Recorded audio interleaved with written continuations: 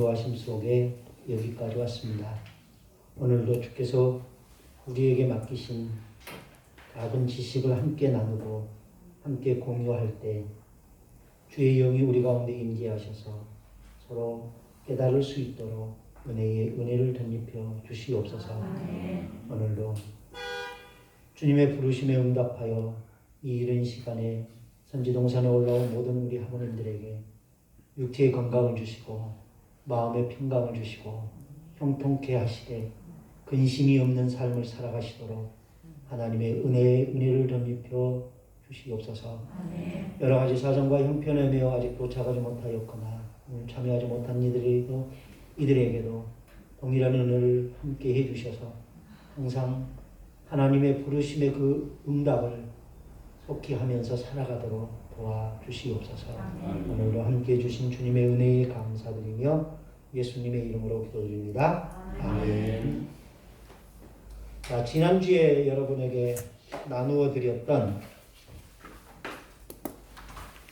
하나님은 누구인가 거기에 대한 세 번째 시간으로서 하나님의 애정하시는 하나님, 하나님의 애정과 작정 29페이지부터 38페이지까지 내용 가운데 오늘 33페이지 지난 시간에 32페이지까지 했습니다. 그렇죠?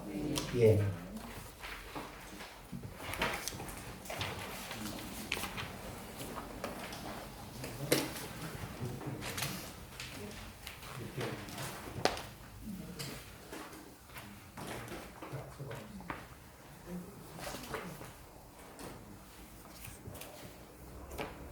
선택 교리의 특징, 소요리 문답. 이 소요리 문답이라고 하는 것은 웨스터민스터 소요리 문답이고 대요리 문답도 있습니다. 그리고 신앙 고백서도 있고. 그래서 웨스터민스터 신앙 문답 그 교리서에는 이렇게 중요한 세 가지의 문서가 있는데 대요리 문답은 어른들을 가르치기 위해서 만든 것이고요. 소요리 문답은 어른들이 교회에서 가르침을 받은 내용을 가지고 집에 가서 자녀들에게 가르치도록 하기 위하여 만든 문서가 소요리 문답입니다. 근데 이 소요리 문답의 내용이 대요리 문답보다 더 자세하고 훨씬 좋습니다. 그래서 보통 신학교에서 공부할 때 소요리 문답으로 공부를 많이 합니다. 그 소요리 문답을 의미합니다. 소요리 문답은 다 해서 107개의 문항이 있는데 그 107개의 문항 가운데 20번째 문항, 하나님은 홀로 아름다우신 뜻대로 영원부터 어떤 자들을 영생을 얻게 하시려고 선택하시고 라고 기록되어 있다. 선택은 오직 하나님의 은혜와 사랑으로부터 나오는 것이다. 하나님의 선택의 특징은 다음과 같다. 첫째는 주권적이다. 하나님의 주권적 의지와 그의 기쁘신 뜻에 의한 것이 선택이다. 칼빈은 하나님은 구별 없이 누구에게나 구원의 희망을 주지 않으시고 이 사람에게는 거절하는 구원을 저 사람에게는 주신다고 하는 대조에 의하여 하나님의 은혜를 설명하는 이 영원 선택의 교리를 잘 이해하기 전에는 우리는 우리 구원이 하나님의 자유로운 자비의 샘물에서 흘러나오는 것임을 확신하지 못할 것이다 라고 했다. 무슨 말인지 아시겠어요? 네. 이 선택의 교리에 있어서 가장 중요한 것은 하나님의 절대 주권적 선택이다. 선택의 성경적 증언을 살펴보면 선택의 원인이 하나님의 주권적 의지에 있고 그 주권적 의지는 오직 그의 기쁘신 뜻에 따른 것이라고 밝히고 있다. 그래서 성경은 내가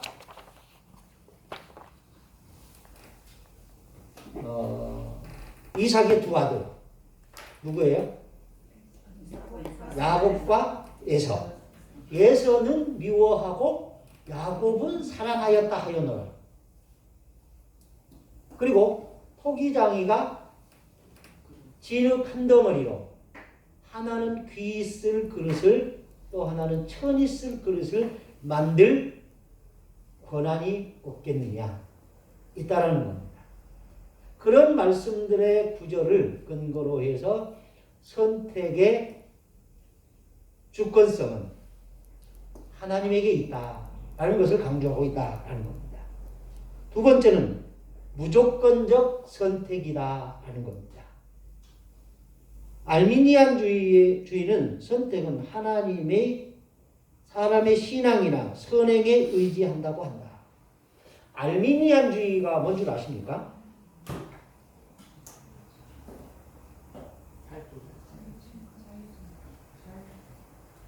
알미니안주의. 여러분 이 알미니안 많이 들었죠? 네. 근데 그게 뭔 줄 아세요? 잘 모르겠어요. 네? 예, 물론 자유주의 신학이죠. 근데 그 알미니안주의가 무엇을 주장하는지.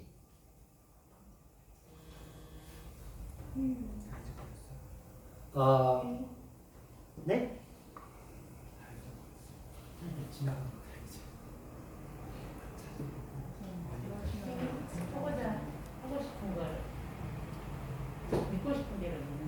믿고 싶은 대로 믿는 거.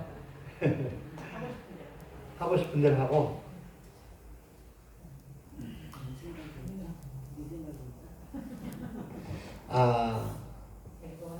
칼빈이 죽고 난 후에, 칼빈은 15세기 사람, 16세기 사람이잖아요. 칼빈이 죽고 난 후에 네덜란드에 베르트 호른이라는 사람이 있었습니다. 근데 이 사람이 법률가 출신의 공무원이었어요. 그러니까 법을 공부한 공무원이었는데 칼빈이 죽고 난 후에 칼빈의 예정론을 반박을 하고 싶은 거예요. 그러니까 인간의 자유의지는 없고 오직 하나님의 절대 주권만 있다. 그럼 우리는 로봇란 말인가 하면서 칼빈의 가르침의 핵심 가운데 하나였던 이 예정론을 한번 자기 시점, 자기 시각에서 한번 뜯어 고쳐보고 싶은 거예요. 그러면서 이 사람이 그 네덜란드 정부에다가 우리로 본다면은 국회적인,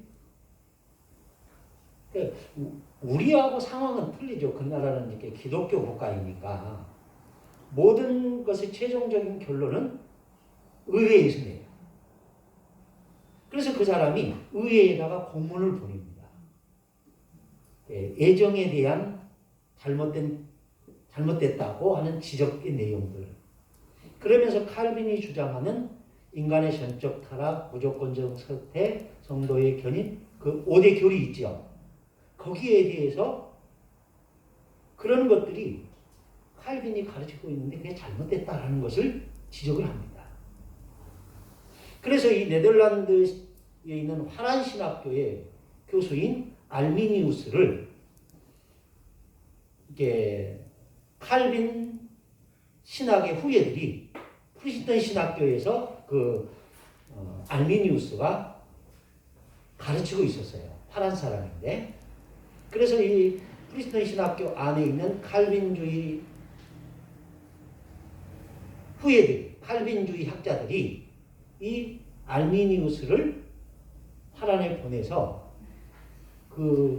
베르트 호른이라는 사람이 주장하는 내용에 대해서, 그 문서에 대해서 좀 읽어보고 연구해서 그가 주장하는 것이 잘못된 것이 무엇인지를 신학적으로 정리해서 보고하라 라고 보냈어요. 그랬더니 이 알미니우스가 베르트 호른이 써놓은 그 문서를 보니까 너무 좋은 거예요. 그래서 이 사람이 베르트 호른의 주장에 넘어가 버렸어요. 그러면서 이 알미니우스가 칼빈의 주장, 칼빈이 이야기하는 예정론 속에 있는 하나님의 절대주권, 하나님의 예정, 그리고 무조건적 선택, 전적 타락, 성도의 견인, 이런 5가지 칼빈의 5대 교리 있지요. 그거를 조목조목 반박을 합니다.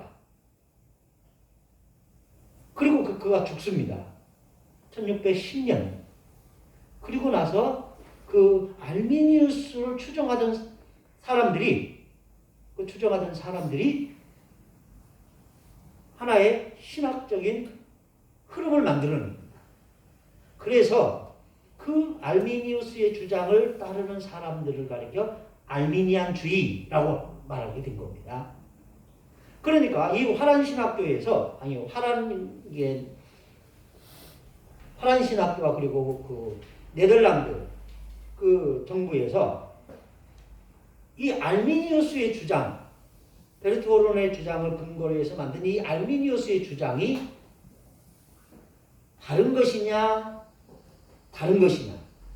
틀린 거냐, 옳은 거냐를 놓고 신학자들을 불러서, 목회자들을 불러서 토의를 합니다.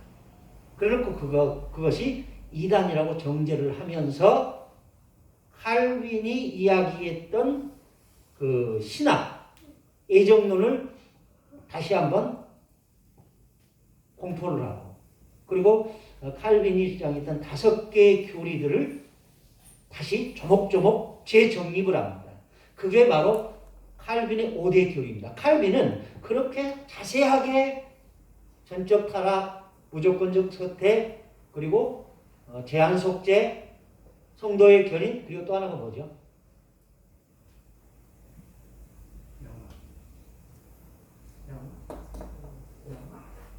아니,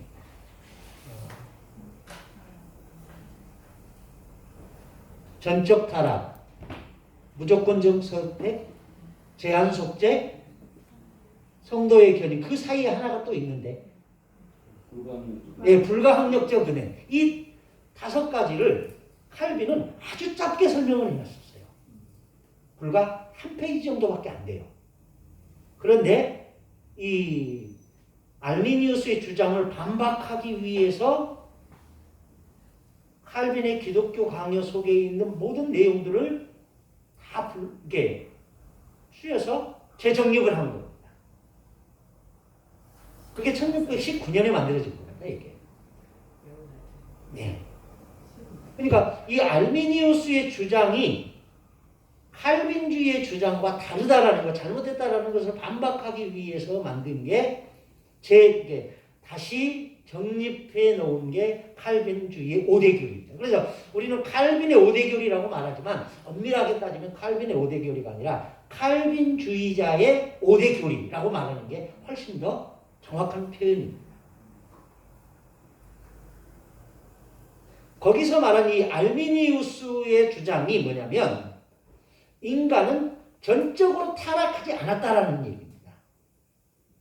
타락한 건 맞다. 그러나 완전히 타락한 것은 아니었다. 부분적 타락을 주장을 합니다. 그러니까 이런 거죠. 사람이 죽은 사람과 부상 입은 사람은 같아요, 틀려요?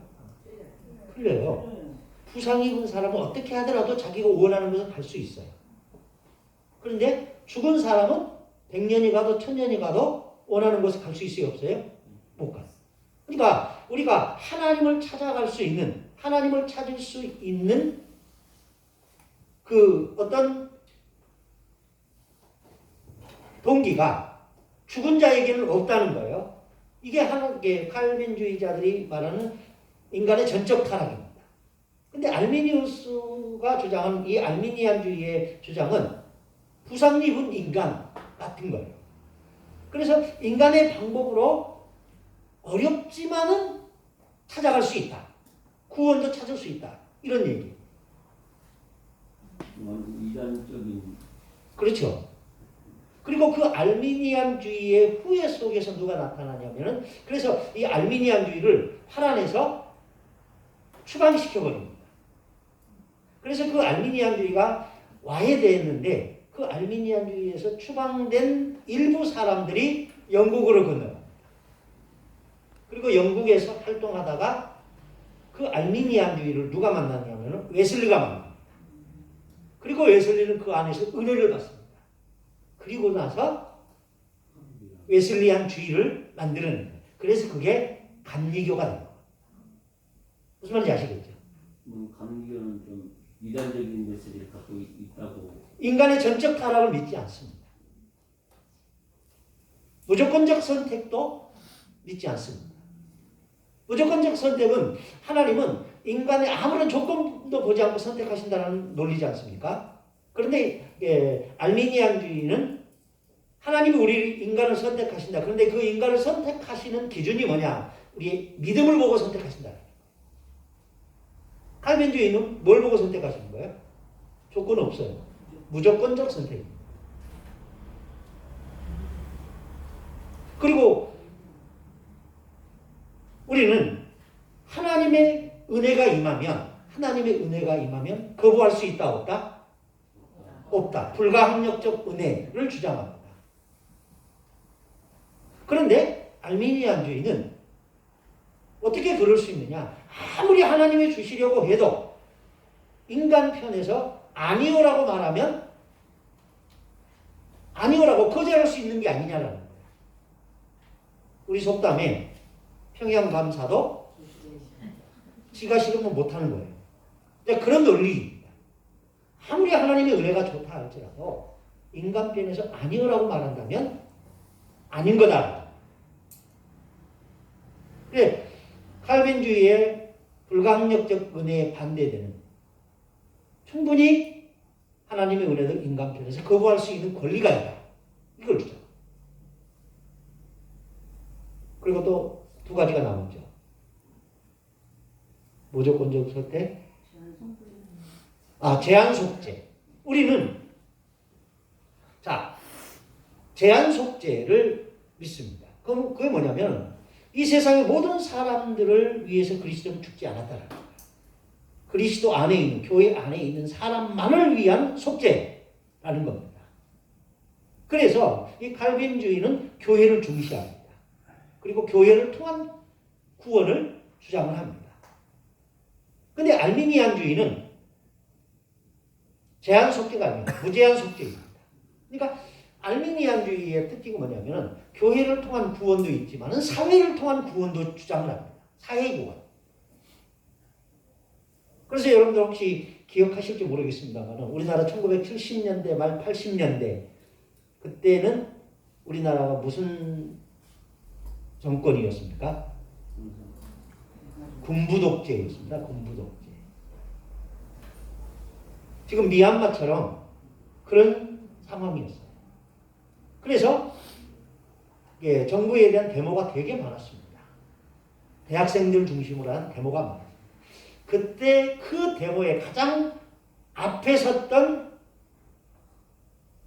학교 학생들이 감신대.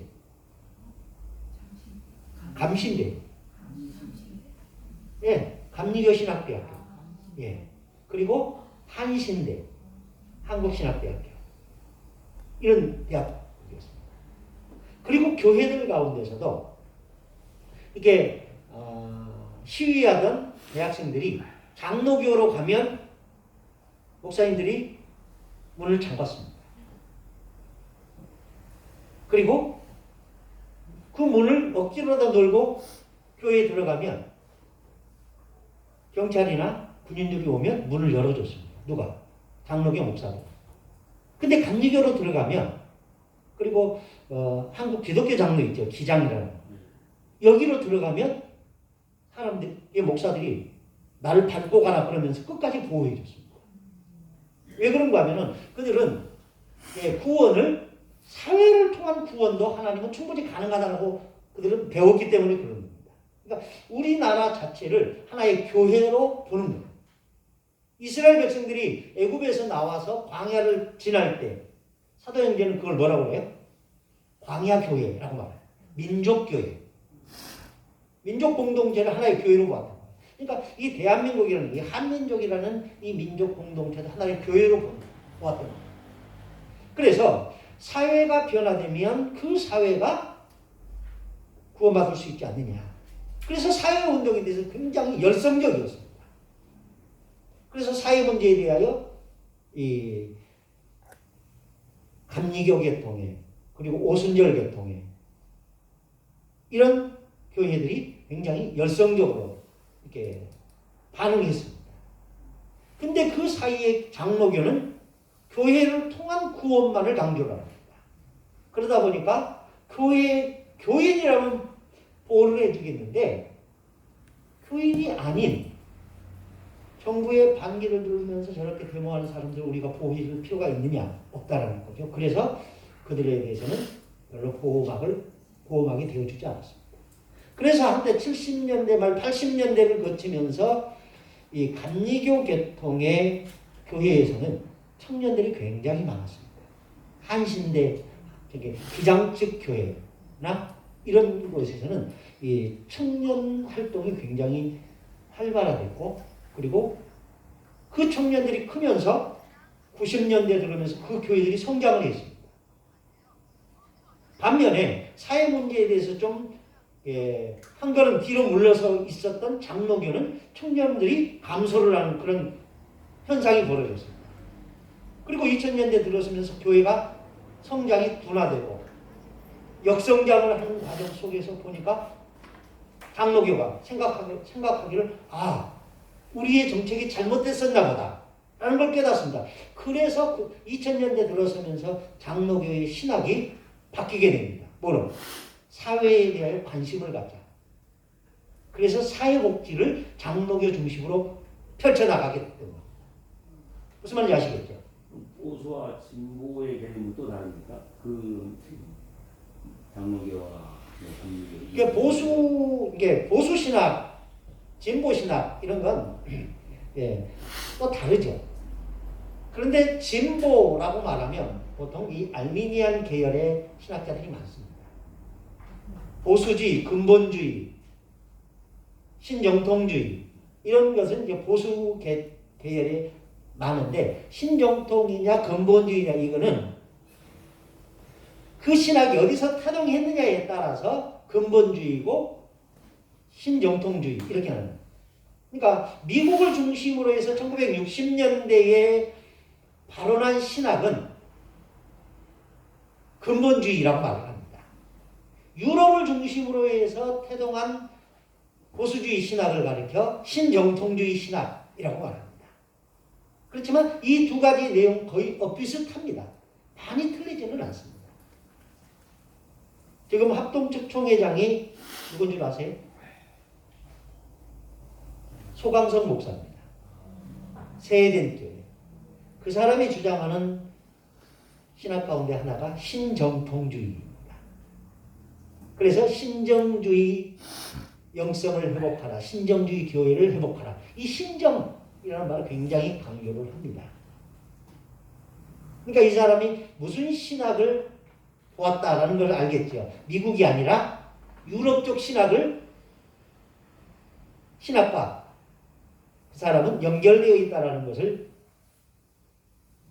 그의 말 속에서는 확인할 수 있습니다. 그럼 알메니안 쪽하고 관계가 많다는 말씀이죠? 아니요. 알미니안주의, 신정통주의와 복음주의와 근본주의는 거의 비슷합니다. 보수주의.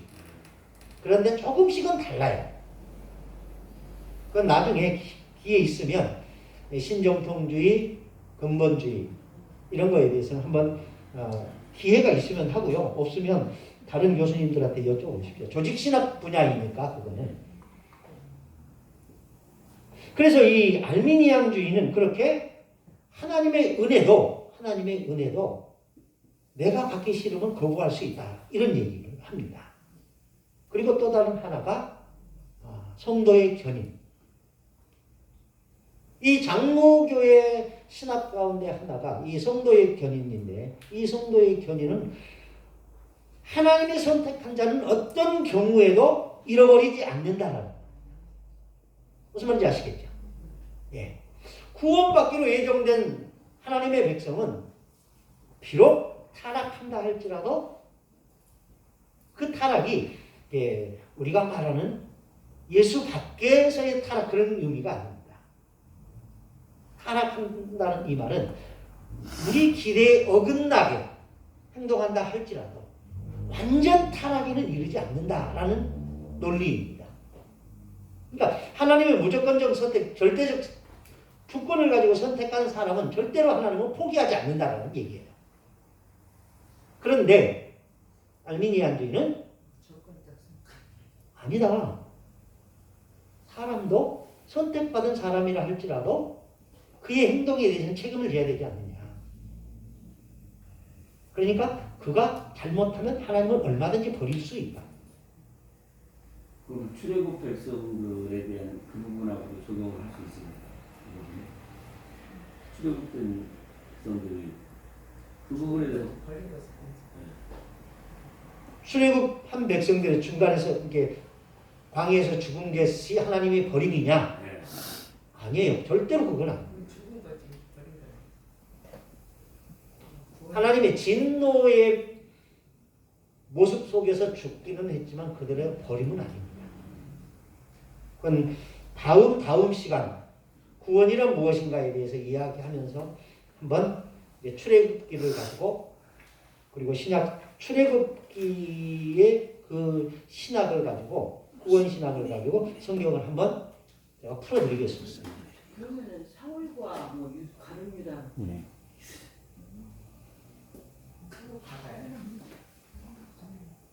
사울은 모르겠고요.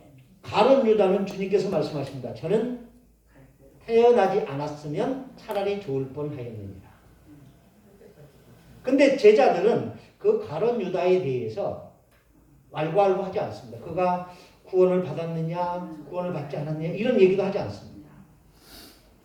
비판하는 것에 대해서 굉장히 조심스러워. 그러면서 그는 이 직무를 버리고 제 갈 곳으로 갔나이다. 그 말만 합니다. 그 구원은 하나님께 속해 있다. 그렇죠. 하나님의 절대 주권하에 있습니다. 구원은. 사울도 보면 하나님이 선택한 걸 후회하셨다고 그러잖아요. 예. 그러면 후회는 하셨으나 그래도 내가 했으니까 책임지셨나? 혹시 여러분들 가운데 먼저 하나님 앞에 가시면 하나님한테 물어보시고 저한테 꿈에 나타나셔서 이러셨대요 라고 말씀을 해주시면 제가 그걸 논문으로 써서 발표하겠습니다. 신빙성이 없어. 교수님께서 제일 자우하시겠습니다. 네? 교수님께서 제일 자우하시겠습니다. 교수님이 늦게 가시다고 그래. 저는 천국을 아직 못 봐서 그래요. 근데 진짜 천국을 봤다면 이 세상에 미래는 없을 거예요. 안 깨어나려고 그러대요. 그렇죠. 예, 천국에 있습니다. 근데 특별한 하나님의 소명이 있으면 다시 오겠죠. 예. 근데 이 알미니안주의는 하나님의 그런 절대적 주권을 가지고 선택한 사람이라 할지라도 타락할 수 있고 그 타락의 결과로 하나님으로부터 버림받을 수 있다라는 논리를 주장을 합니다. 이게 알미니안주의. 무슨 말인지 아시겠죠? 그러니까 칼빈주의의 반대편에 있는 그렇지만 칼빈주의가 주장하는 이 5대 교리보다 알미니안주의가 주장하는 5대 교리가 먼저 나왔다. 근데 우리는 나중에 나온 줄 알죠. 근데 정립은 이 사람들이 먼저 있습니다. 칼빈주의를 공격하기 위해서 만든 논리입니다. 그래서 그 칼빈주의는 그럼 알미니안주의를 성경적으로 신학적으로 우리는 대항해야 되지 않느냐 하면서 칼빈의 후예들이 이렇게 알미니안주의의 주장을 조목조목 반박하면서 5대 교리를 확립을 한 겁니다. 그게 칼빈의 5대 교리라고 말을 하는데 엄밀하게 따지면 칼빈의 5대 교리가 아니라 칼빈주의자의 5대 교리라고 말하면 됩니다. 근데 이 칼빈주의의 이 5대 교리는 어디에 뿌리를 두고 있느냐면 애정론에 뿌리를 두고 있습니다. 그래서 그런데 이 애정론이라는 것이 지난주에도 말씀을 드렸다시피 칼빈의 저주물은 아니다라는 거예요. 그 전에도 애정론에 대한 이야기는 있었지만 어거스틴이랑 다른 많은 분들이 이 애정론에 대해서 얘기했지만 체계화시킨 것은 칼빈이었다라는 얘기입니다. 그래서 장로교의 대표적인 신학 하면은 애정론을 이야기하는 이유가 거기에 있다라는 겁니다.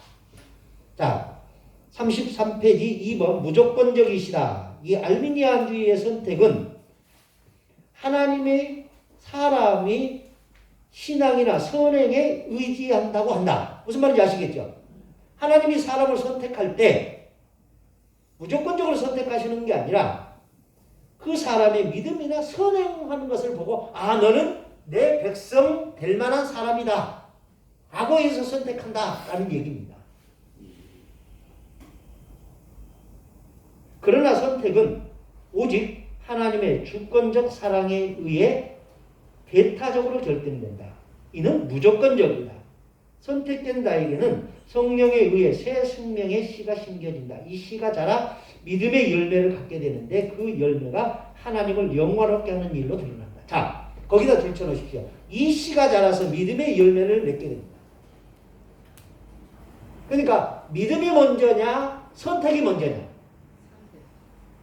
칼빈주의는 선택이 먼저다라고 말합니다. 근데 알미니안주의는 믿음이 먼저다. 그리고 그 믿음 보고 하나님이 선택하신다. 이 얘기입니다. 정리되셨습니까? 예. 그러므로 선택된 자들의 신앙과 선한 행실은 하나님의 은혜의 과실이며 이 과실이라는 말은 열매라는 말입니다. 전능의 산물이니 선택을 위한 조건은 될 수 없다. 이해됩니까? 네.